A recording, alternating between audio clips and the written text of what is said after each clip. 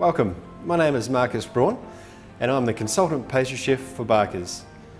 Today we're going to be using the Barker's patisserie filling to produce a beautiful blackcurrant mousse. For the first stage of the recipe, what I've done with the puree is I've actually put that into a blender to make it nice and smooth to get rid of the lumps for the mousse.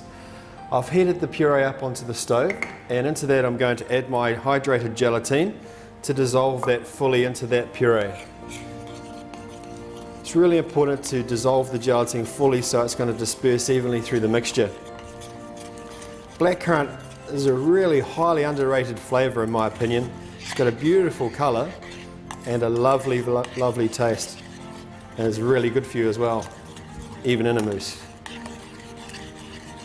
Once you've dissolved the gelatine into the hot puree, I'm just going to pour that into my glass bowl for it to cool down. The next stage of the recipe, we're going to produce an Italian meringue. That's where we're going to add the hot sugar syrup into the egg whites and whisk that till it's in full volume. Now it's really important when you're adding the hot sugar syrup to the meringue is that you add the sugar syrup gradually into the egg whites. If you add the sugar syrup too fast, you run the risk of the meringue collapsing. If it collapses, you're going to lose a lot of that aeration, a lot of the volume in the mixture. Once you've achieved the right volume, we're going to be adding the prepared puree and the gelatine mixture into our beautiful Italian meringue. So all of this is going to go in.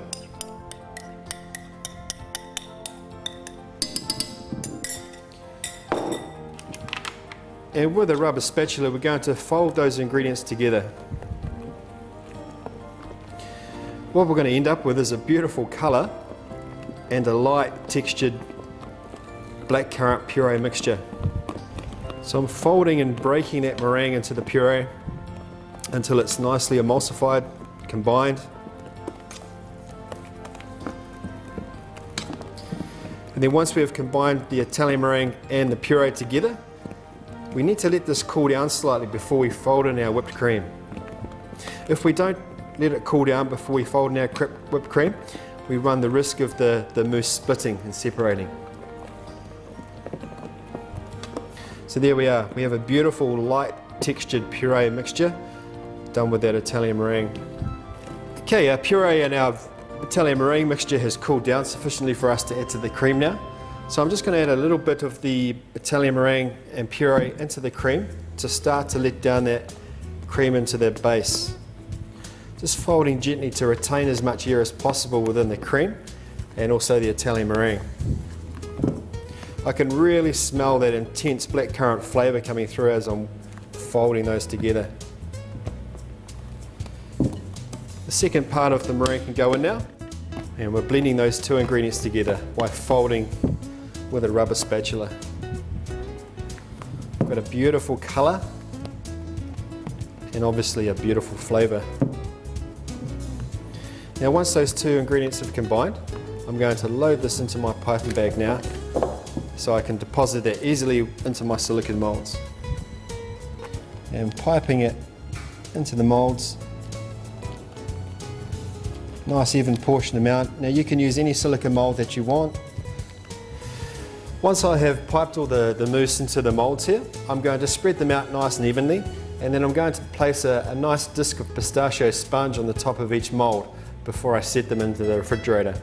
Just give it a gentle press so the mousse and the sponge are adhering to each other.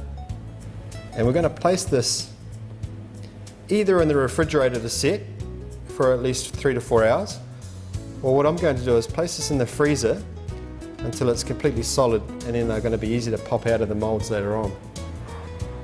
Okay, I've just taken the mousses out of the freezer and placed them onto my serving tray. I'm just going to place a little bit more of the Barker's blackcurrant patisserie filling in the centre of each of these mousses, just to finish them off. And once I've piped all the patisserie filling into the centre, I'm going to place my little chocolate garnish, which I've prepared on the top of each one. So I've just centred the chocolate garnish on the top of each mousse, and now I'm going to place another disc of white chocolate on the centre, which has been dusted lightly with some pistachio powder, just to match with what we've got in the bottom with the pistachio sponge. We've got really nice colours here. We've got the vibrant blackcurrant, which you can see in the mousse, and also the filling in the top. And then we've got our white chocolate, which really stands out against that background of the blackcurrant. And there we have it, our beautiful blackcurrant mousse with pistachio sponge.